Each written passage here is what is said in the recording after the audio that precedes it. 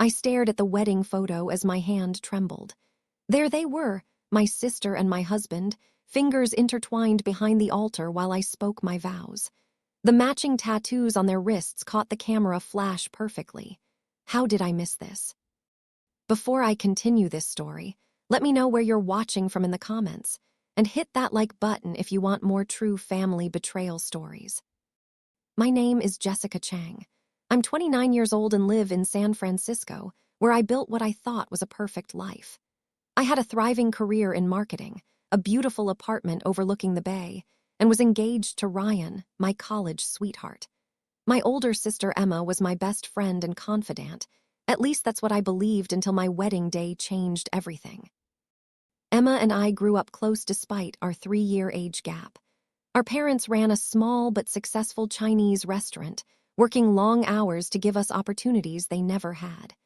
They pushed us to excel, but Emma bore the brunt of their expectations as the firstborn. I often felt guilty about the freedom I enjoyed compared to her rigid upbringing. When I met Ryan in college, Emma was surprisingly enthusiastic.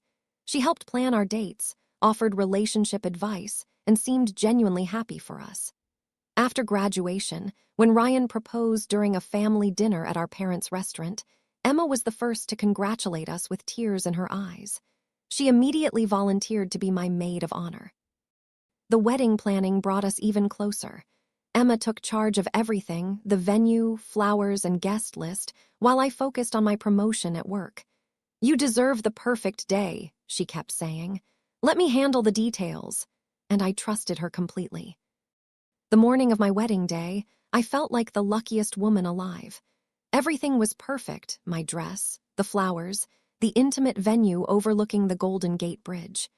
Emma helped me get ready, fixing my hair and makeup with meticulous care.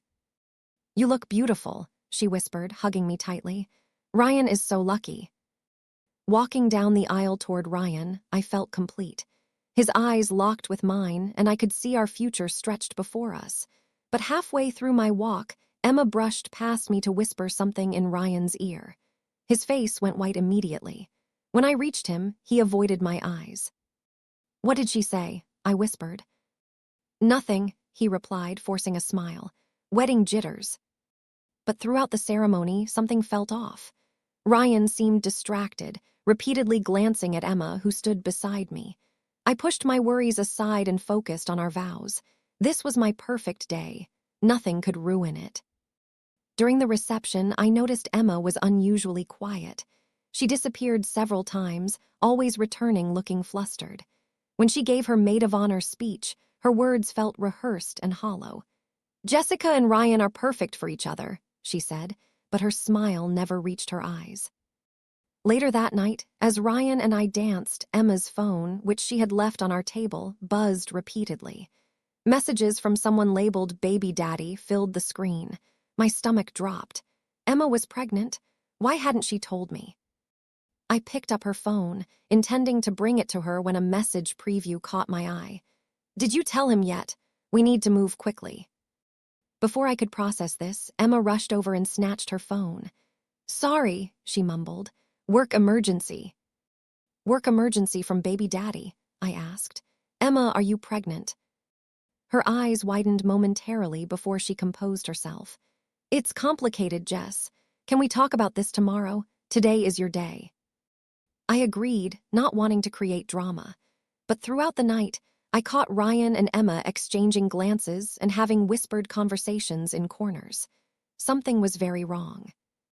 The next morning, Ryan was distant and preoccupied as we prepared for our honeymoon. "I'm not feeling well," he said suddenly. "Maybe we should postpone the trip." I was disappointed but understood. We returned to our apartment, and Ryan spent most of the day on his phone, texting someone. When I asked who, he muttered, "Work," without meeting my eyes. 3 days after our wedding, Ryan announced he needed space. "I'm going to stay at a hotel for a few days to clear my head," he said, packing a small bag. When I asked what was wrong, he only said, "I'm confused about some things. I need time to think." I was devastated. What had happened to the man who'd promised to love me forever days ago? I called Emma repeatedly, needing my sister's support, but she didn't answer. A week passed with minimal contact from either of them. I threw myself into work, trying to ignore the hollow feeling in my chest. Then our wedding photographer sent the preliminary photos. Looking through them should have brought joy, reliving our special day. Instead, I found something that shattered my world. In one candid shot, while I faced the officiant, Ryan and Emma stood behind me, their hands clasped together. The angle perfectly captured matching small infinity symbol tattoos on their inner wrists, tattoos I had never seen before. My mind raced back to every interaction between them, the whispered conversations, the knowing glances, Emma's excessive involvement in our relationship. Had I been blind this entire time? I spent the next day in a daze, replaying every moment of my relationship with Ryan, every interaction with Emma. Had there been signs I missed? When had those tattoos appeared? I scrolled through photos from my engagement party 6 months earlier. No tattoos. This was recent. This was planned. When Ryan finally came home that night, I confronted him with the photo. "What is this?" I asked, showing him the evidence on my laptop. His face crumpled. "Jess, I'm so sorry. I never meant for this to happen." "What is going to happen? Are you having an affair with my sister?" His silence was my answer. Tears streamed down my face as he struggled to explain. "It started a few months ago. Emma and I connected. We tried to fight it, but—" "You connected. She's my sister. And you chose my wedding day to, what, consummate your betrayal." "Emma's pregnant," he finally admitted. "The baby is mine. She told me right before the ceremony. I didn't know what to do."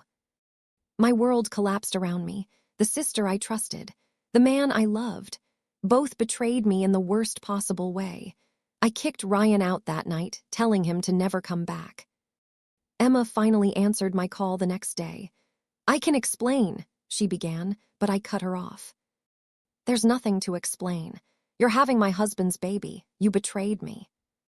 "It wasn't supposed to happen like this," she said. "We never meant to hurt you." I hung up, unable to bear her excuses. But as days turned into weeks, anger replaced my initial shock and heartbreak. I wanted answers.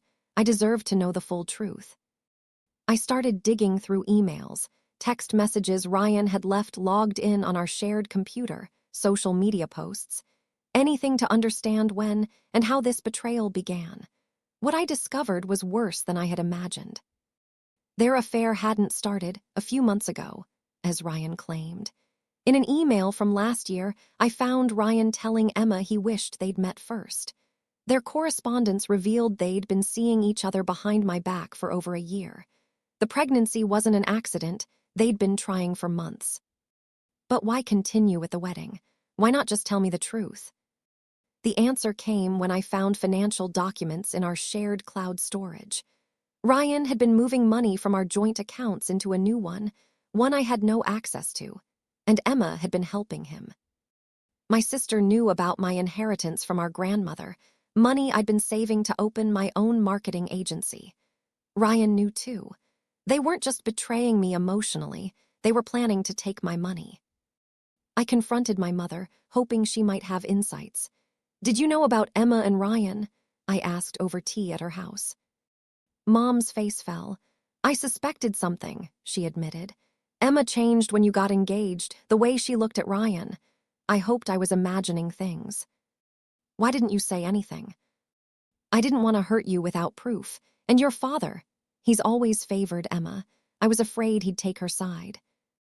"Does Dad know about the pregnancy?" Mom nodded slowly. "Emma told them last week. Your father is happy about becoming a grandfather." The betrayal cut deeper. My own father, celebrating the child born from this deception. I felt utterly alone. The next day, I received divorce papers from Ryan's lawyer. He wanted half of everything, including my inheritance that had never been in our joint accounts. The document claimed I had been emotionally distant and focused on work instead of the marriage, painting him as the victim. It was laughable but also terrifying. Would a judge believe him? I needed legal help, but most of our money was gone. Desperate, I reached out to my cousin May, a corporate lawyer in New York. We weren't close, but I had nowhere else to turn. Jessica, this is more than just an affair, May said after reviewing the documents I sent. This looks like financial fraud. They've been planning this for a long time. What do I do? I asked, feeling helpless. You gather evidence, every email, text, and bank statement, and you don't let them know you're onto them yet. Can you pretend you're just heartbroken but not suspicious? I nodded, though the thought of facing either of them made me sick. Good, May continued. I'm booking a flight to San Francisco. We need to handle this carefully. With May's guidance, I began building my case. I discovered Ryan had been photographing financial documents from my personal files, statements from my inheritance, passwords to accounts. Emma had helped him, using her access to my apartment when she dropped by to check on me. I found text messages where they discussed their plan. Get married, get pregnant, file for divorce, and take half of everything, including my inheritance by claiming it had been commingled with marital assets. The baby was part of their strategy, making Ryan look like a devoted father-to-be who deserved financial support. They've been thorough, May admitted, but they've also been arrogant. They left digital footprints everywhere. As May built our legal case, I discovered something that chilled me to the bone. In an old email thread, Emma complained to Ryan about always being second to me. My parents gave her everything, she wrote. The praise, the freedom, the support for her dreams, while I had to be the responsible one. Now it's my turn. This wasn't just about money or even love. This was Emma's revenge for perceived childhood slights, for feeling our parents favored me. The realization made me physically ill. Meanwhile, Ryan was playing the devastated husband to our friends, claiming he'd only turned to Emma for comfort when I became cold and career-obsessed. Some friends actually believed him. Emma played the regretful sister who had fallen in love against her will. They were rewriting our history, turning me into the villain. 3 months after my wedding, I sat across from Emma at a cafe of her choosing. Her pregnancy was visible now, her hand protectively cradling her bump. I fought the urge to scream at her, remembering May's advice to gather information without showing my hand. I'm glad you finally agreed to talk, Emma said. I've missed you. I've missed you too, I lied.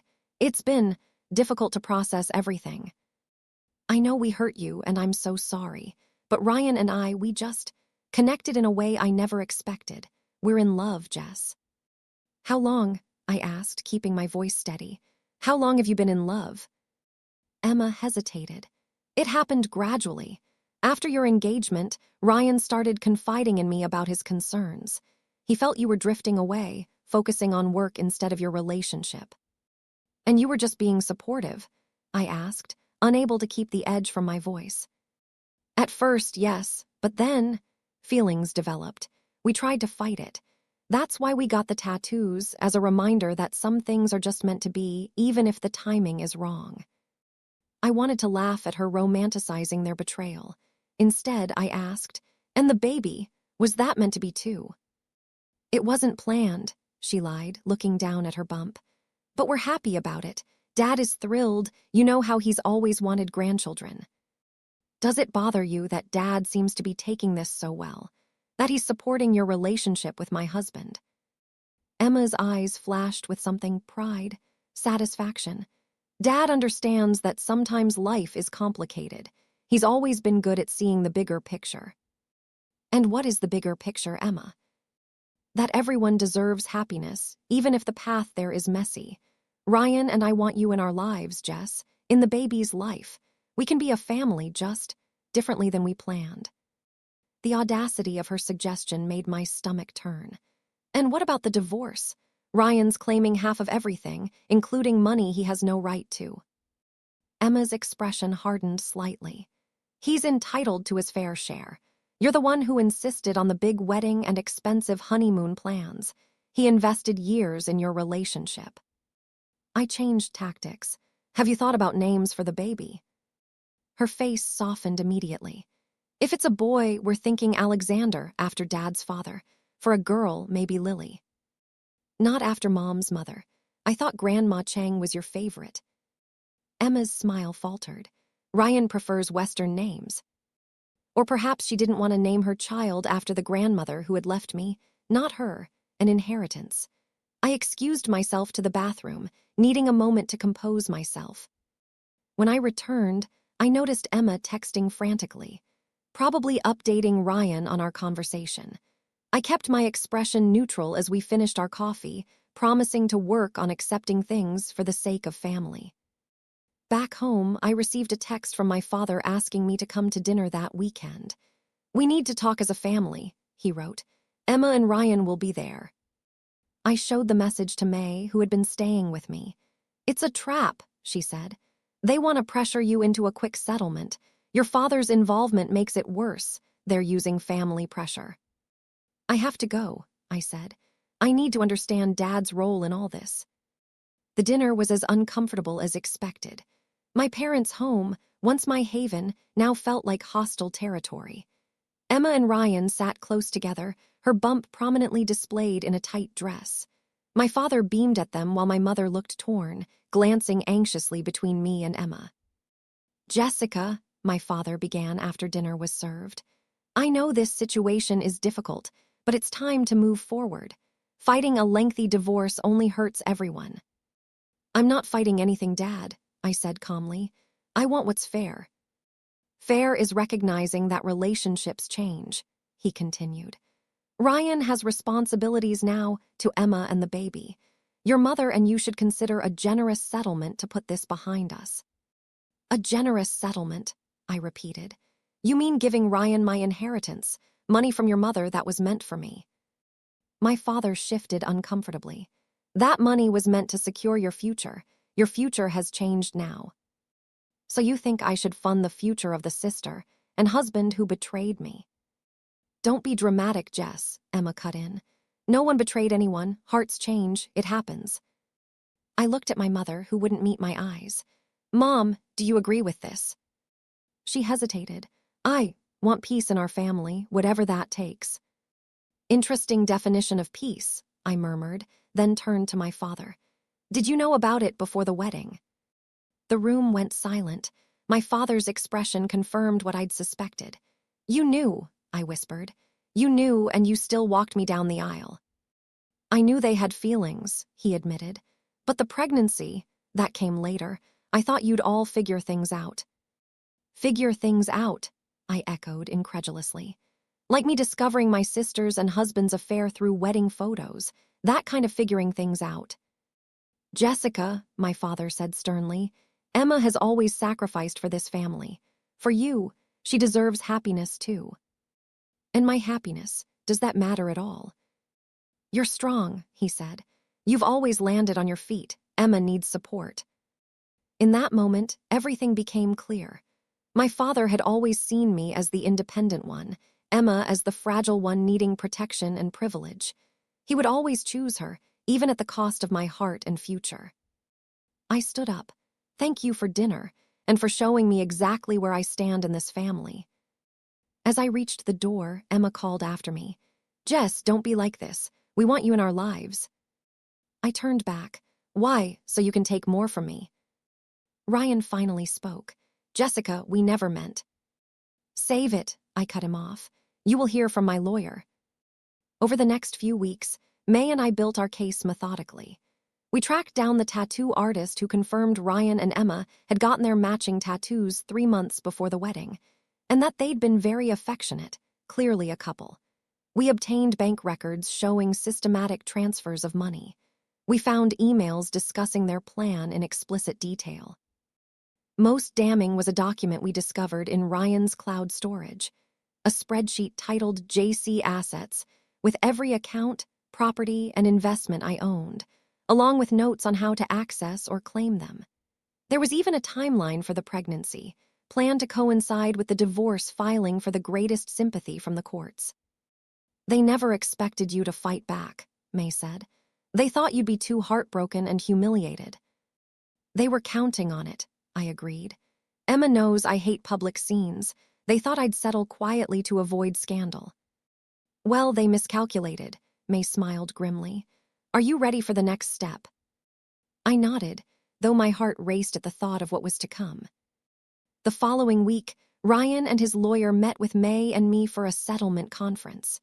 Emma waited outside, not technically part of the divorce, but clearly there to support Ryan. My father had also come, sitting pointedly on their side of the waiting room. Ryan's lawyer spoke confidently. My client is willing to be reasonable despite the emotional distress caused by Mrs. Chang-Miller's coldness and neglect during the marriage. May smiled politely. Before we discuss terms, we have some evidence to present. She opened a folder and passed copies of emails, bank transfers, and the assets spreadsheet across the table.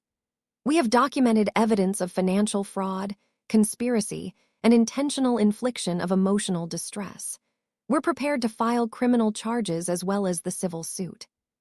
Ryan's face drained of color as he flipped through the pages. "Where did you get these?" he demanded. "You really should use better passwords," I said calmly. "And maybe don't store your conspiracy documents in a shared cloud account."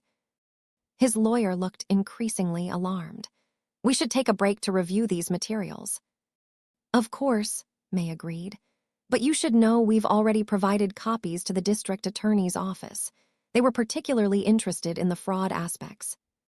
As they huddled in whispered conversation, I caught Ryan glancing nervously toward the door where Emma waited. His entire plan was crumbling. When the meeting resumed, Ryan's lawyer had a completely different tone. "My client is willing to withdraw all claims to Ms. Chang's separate property and inheritance."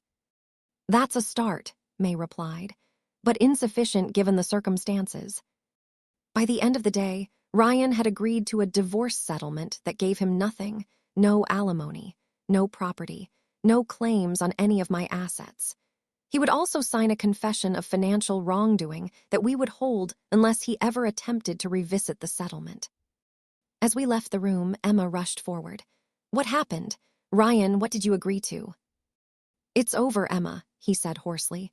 "They know everything, the plan, the money, everything." Emma turned to me, her face a mask of panic. "Jessica, please, think about the baby, your niece or nephew." "I am thinking about the baby," I replied. "That's why I've arranged for a forensic accountant to track down all the money you and Ryan stole from me.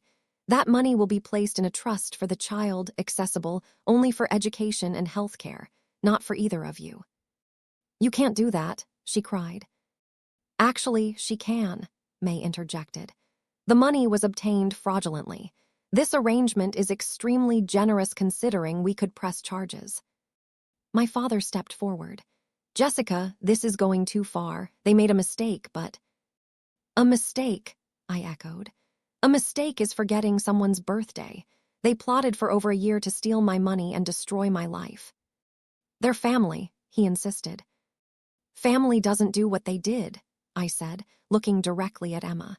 "And family certainly doesn't help them do it." The truth dawned on my father's face. "What are you saying?" "Ask Emma about her role in all this. Ask her about the spreadsheet tracking my assets. Ask her whose idea the pregnancy really was." My father turned to Emma, whose tears had suddenly stopped. "Emma." She straightened her shoulders. "Jessica always got everything handed to her. I was evening the score." The shock on my father's face was something I'll never forget. For the first time, he saw his golden child clearly. In the months that followed, my divorce was finalized. Ryan left town shortly after, unable to face the friends and colleagues who now knew what he'd done. I heard he moved to Seattle, struggling to rebuild his career after word of his actions spread through industry circles.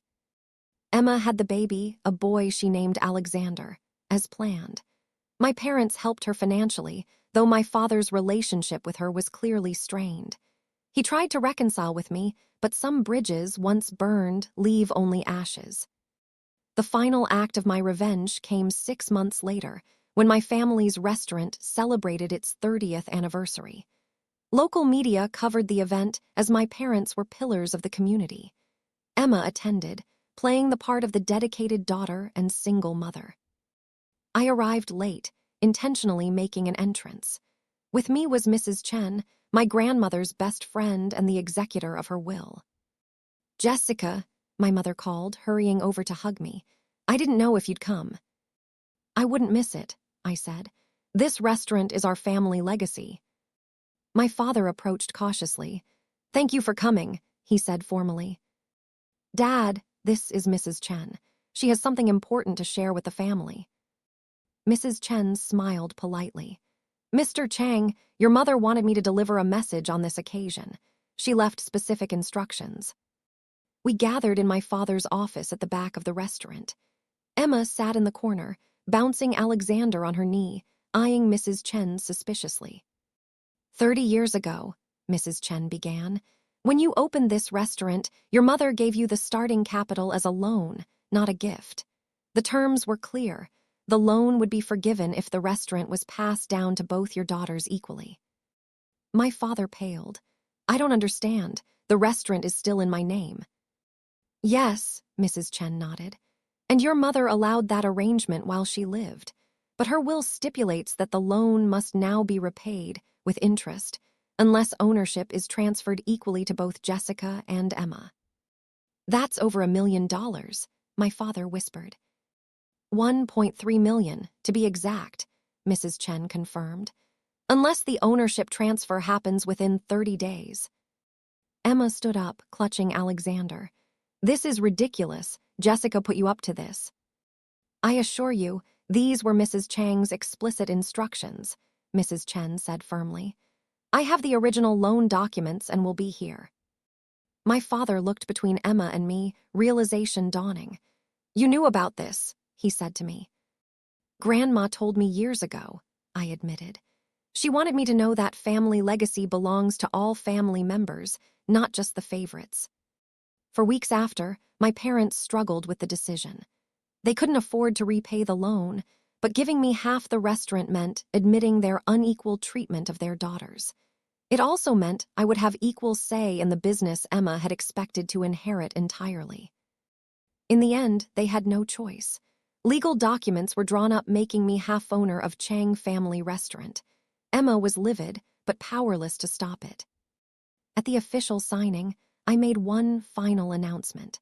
"I've decided to donate half of my profits from the restaurant to a scholarship fund for children of immigrants pursuing business degrees. It will be called the Chang Family Legacy Scholarship." My mother cried. My father looked ashamed. Emma refused to meet my eyes. "Grandma always said wealth should serve a purpose greater than ourselves," I continued. "This way, her legacy continues beyond just our family." The scholarship generated positive press for the restaurant. Business improved. Emma was forced to work alongside me, knowing I could see her financial records and prevent any future schemes. She played the dutiful daughter and sister in public, but the trust between us was irreparably broken. As for me, I finally opened my marketing agency with what remained of my inheritance. The first client, a prestigious law firm headed by my cousin May, who had discovered her passion for family law through my case. Today, I still see my parents regularly. My relationship with my father is civil but distant. My mother and I have grown closer, bonding over her growing understanding of the family dynamics she enabled for decades. I've even developed a relationship with my nephew Alexander, who visits me on weekends. He's innocent in all this, and I refuse to punish a child for his parents' sins. Emma and I coexist, our public faces showing reconciliation while we both know the truth. She lost not just her scheme, but also her father's blind favoritism and her own self-image as the victim. In trying to take everything from me, she lost pieces of herself that she can never recover. Some might say my revenge was too calculated, too cold. But I didn't destroy Emma and Ryan. I simply exposed them, forcing them to live with the natural consequences of their actions. The greatest punishment for people who operate in darkness is to have light shine upon their deeds. In the end, I learned that betrayal doesn't break you, it reveals you. It shows what you're made of when everything is stripped away. Emma and Ryan thought they knew me, thought I was too nice, too trusting, too easily manipulated. They never expected me to fight back with the same calculated precision they used against me. They chose the wrong woman to underestimate. And now, every time Emma sees her son, with my grandmother's eyes looking back at her, she's reminded of the legacy she tried to steal and the sister who reclaimed it. If this story inspired you to stand up for yourself, make sure you subscribe and turn on notifications. You never know whose story might help you find your own strength when facing betrayal from the people you trusted most.